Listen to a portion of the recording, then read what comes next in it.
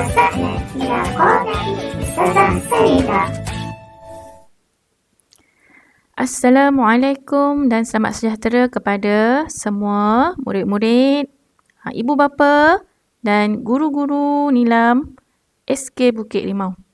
Okey, alhamdulillah untuk kali ini saya selaku guru Pusat Sumber Perpustakaan dan Media ingin menerangkan tentang cara-cara menggunakan sistem IQ Nilam untuk merekod bacaan murid-murid. Okay. IQ Nilam ni adalah sistem yang baru yang terkini daripada unit teknologi, daripada unit teknologi dan pendidikan, dan sistem IQ Nilam ini merupakan salah satu platform yang mesti murid-murid isi untuk data rekod bacaan. Okey, dan di sini sebenarnya ada beberapa pertanyaan daripada murid-murid SK Bukit Limau. Okey, kita tengok dulu apa murid kita tanya. Kita dengarkan dulu. Apa yang murid ni tak faham ataupun dia ingin tahu tentang IQ Nilam, sistem IQ Nilam ini. Okey, dipersilakan boleh bertanya. Assalamualaikum cikgu. Cikgu, bagaimanakah caranya kita merekod bacaan menggunakan sistem IQ Nilam di laptop atau komputer? Okey, baik. Terima kasih kepada murid yang bertanya. Okey, murid ini bertanya tentang bagaimana kita ingin menggunakan sistem IQ Nilam ni untuk mengisi data rekod bacaan menggunakan laptop ataupun komputer. Bagi murid-murid ataupun ibu bapa yang membantu anak-anak mengisi rekod bacaan Nilam yang menggunakan laptop ataupun komputer, bagaimana caranya kita ingin mengisi data. Okey, pertama sekali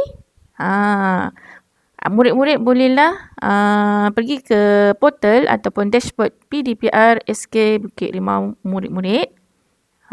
Macam selalu murid-murid tengok jadual pembelajaran kan? Di situlah. Di situ dah kalau kita lihat dah ada unit ICT SK Bukit Limau telah menyediakan satu menu, telah memaparkan satu menu IQ Nilam. Di atas sekali selepas menu PSS SKBR. Di sebelahnya tu ada IQ Nilam. Klik IQ Nilam. Okey, klik saja IQ Nilam dan sign in. Lepas IQ Nilam tadi tu, murid-murid boleh nampak dah paparan, dia direct terus masuk ke laman web IQ Nilam, sistem IQ Nilam. Okey, murid-murid boleh sign in. Sign in menggunakan email MOE DL. Email delima murid-murid. Okey, macam di sini cikgu sudah ada, sudah add account untuk email MOE murid. Okey, jadi boleh klik sajalah. Tapi kalau belum ada dalam laptop atau komputer tu email murid, boleh sign in, sign in email dan masukkan password. Password yang default, yang biasa. Ataupun mungkin ada murid yang dah ubah password, dia kena ingat lah. Okey, sign in menggunakan email MOE. Okey, dan ini paparannya. Dia akan pergi ke sini paparan IQ Nilam. Kita akan nampak profil murid. Murid-murid boleh nampak profil murid. Pastikan profil murid tu adalah nama murid. Nama yang betul lah. Jangan nama orang lain. Pastikan nama yang betul. Okey, dan di sini kita nampak menu rekod bacaan Nilam. Di sinilah kita akan merekodkan bacaan Nilam kita, bacaan buku kita. Okey, kita boleh tengok di bawah ni. Okey, kita ada maklumat bahan bacaan, jenis bacaan, rumusan, aktiviti pengayaan, aktiviti lain-lain. Okey, apa yang perlu murid-murid isi adalah, okey, pertama sekali maklumat bacaan. Maklumat bacaan ni seperti biasalah. Murid-murid pun dah biasa isi dah nama judul atau tajuk bahan bacaan. Murid-murid boleh isi di sini nama, judul bacaan buku yang adik-adik dah baca. Contoh kat sini, cikgu tunjuk buku yang ada dengan cikgu ni. Okey, menerokai rahsia STEM dalam Al-Quran.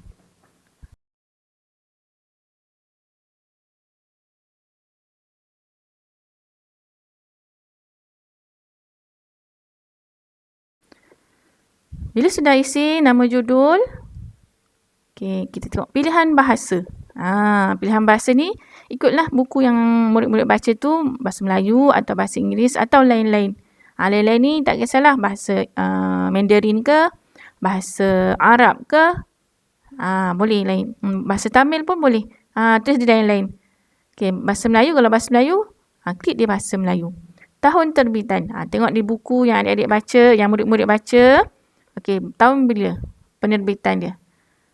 Tahun, contoh buku yang cikgu pegang ni, terbitan dia yang terkini adalah pada tahun 2021. Okey, pengarang. Pengarang ni maksudnya penulis. Siapa yang menulis buku ni? Pengarang dia, boleh nampak di depan, di muka depan buku tu. Okey, Muhammad Nazir. Okey, lepas tu penerbit.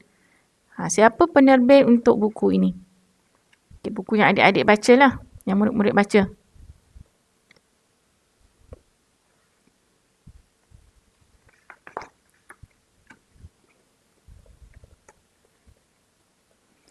Okey. Okey, setelah selesai, kita pergi pula ke jenis bacaan. Jenis bacaan yang adik-adik, yang murid-murid sudah baca. Jenis bacaan buku tu. Sama ada buku fiksyen ataupun buku bukan fiksyen ataupun bukan buku ataupun bahan digital. Okay, kita tengok satu-satu. Buku fiksyen. Buku fiksyen ni kebanyakan murid-murid suka baca buku fiksyen. Buku fiksyen ni dia merupakan buku yang bukan fakta. Buku fiksyen contoh dia seperti novel, yang buku yang direka ceritanya. Buku-buku cerita-cerita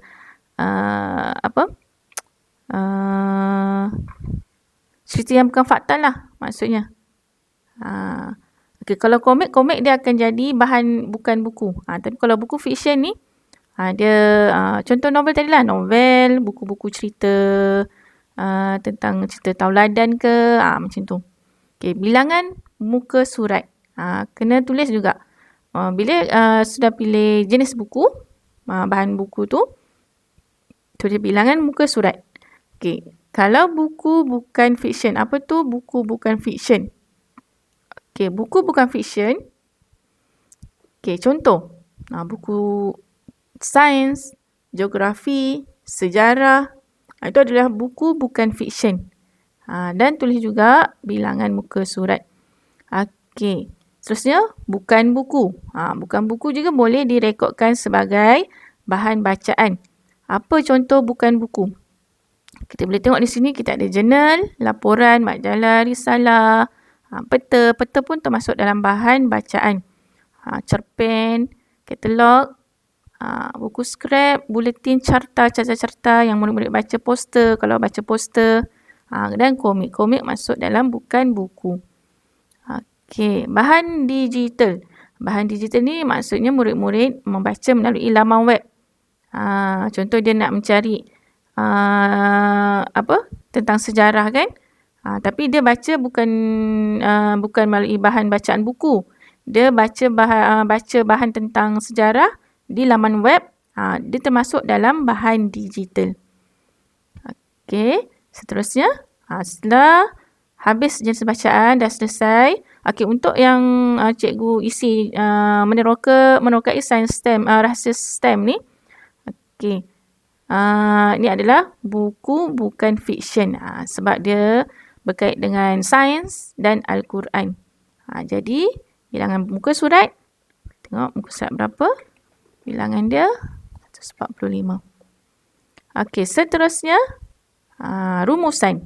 Rumusan ni atau sinopsis bahan bacaan, murid-murid mestilah isi rumusan tentang buku yang murid-murid baca. Okay, kalau ada salah satu menu yang murid-murid tak isi, tidak isi, menu simpan ni dia akan jadi error. Dia akan suruh murid-murid isi juga. Apa yang dinyatakan di sini mesti isi. Okay, rumusan atau sinopsis tentang buku yang murid-murid baca mesti isi. Okay, seterusnya. Okay, selepas rumusan, kita pergi ke aktiviti pengayaan. Okay, apa tu aktiviti pengayaan? Sila pilih jenis aktiviti pengayaan yang dilakukan semasa atau selepas pembacaan buku tersebut. Okay, rumusan wajib dibuat. Maksud rumusan wajib dibuat ni, murid-murid perlu. Murid-murid mesti tik. Ni memang dah biru. Tak perlu tekan apa-apa. Biar biru di sini. Rumusan wajib. Rumusan ni memang adik-adik atau murid-murid wajib isi. Rumusan ni mana? Yang di atas ni. Rumusan dan sinopsis bahan bacaan. Itu wajib isi. Okey. Dan di sini ada banyak pilihan. Kalaulah contohnya selepas pembacaan adik-adik bercerita, murid-murid bercerita, boleh tik bercerita. Kalau murid-murid membuat catatan, klik dekat catatan. Okay, kalau murid-murid semasa membaca tu, murid-murid mengeja, boleh juga klik mengeja. Gitu. Okay. Selepas isi untuk aktiviti pengayaan, okay, aktiviti lain-lain ni, sekiranya ada aktiviti yang lain selain daripada yang tersedia di sini, bolehlah tik di lain-lain dan isi apa aktiviti yang murid-murid dah lakukan. Contoh, nyanyian dah ada. Okay, contoh, membuat buku scrap. Buku scrap ke buku scrap? Buku scrap. Membuat buku scrap. Tulislah di sini, membuat buku scrap lain-lain. Okay, kalau tak ada lain-lain, tak payah tik. Yang ada saja yang kamu perlu tik. Okay, dan klik untuk simpan. Bila kamu simpan, okay, dia akan masuk di jumlah buku kat sini. Di sini, jumlah keseluruhan. Berapa yang kamu telah baca. Okay. Okay. Seterusnya, sekiranya ada murid-murid atau ibu bapa yang tak dapat nak masuk dashboard PDPR murid tu, mungkin line dia tak okey ke atau memang tak boleh masuk, dia loading je kan. Boleh juga layari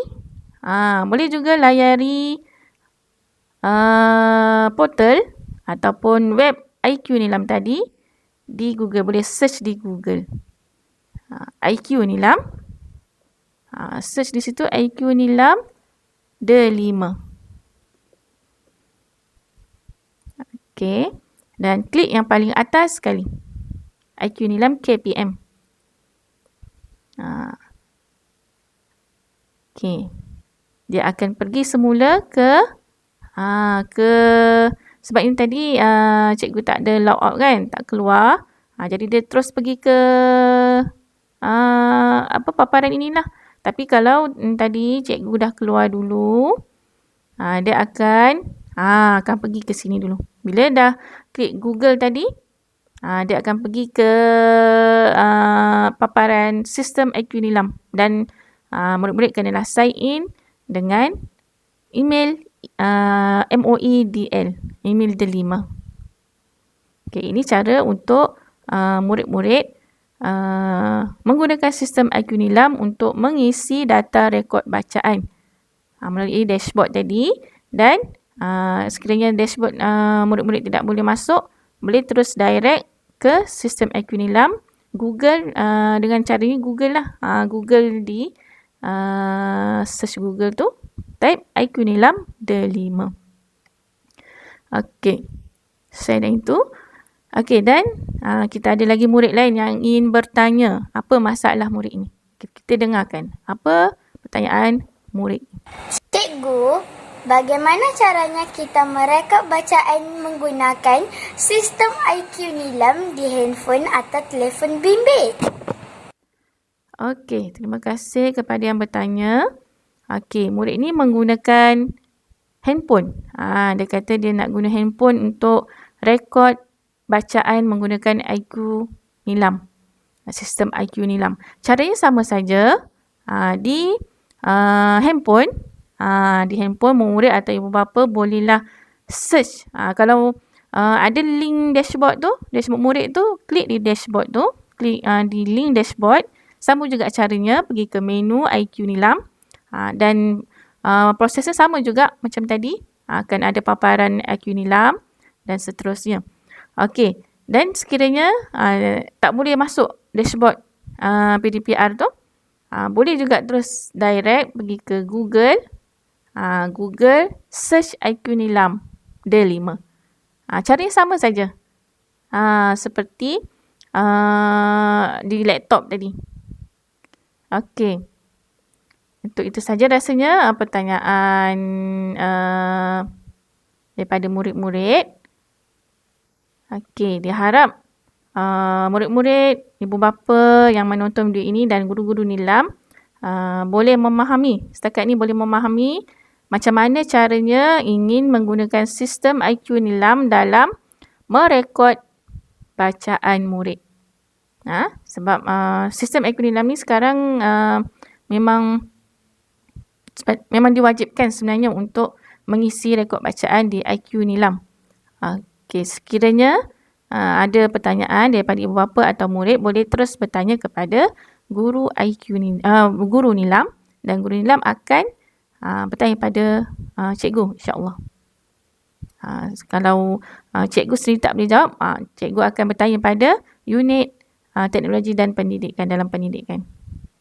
Okey, untuk itu saja kali ini. Okey, sehingga berjumpa lagi. Assalamualaikum. Untuk itu saja kali ini. Terima kasih kerana menonton video tadi. Jangan lupa subscribe, share dan like YouTube channel Ustazah Salinah. Sehingga berjumpa kembali.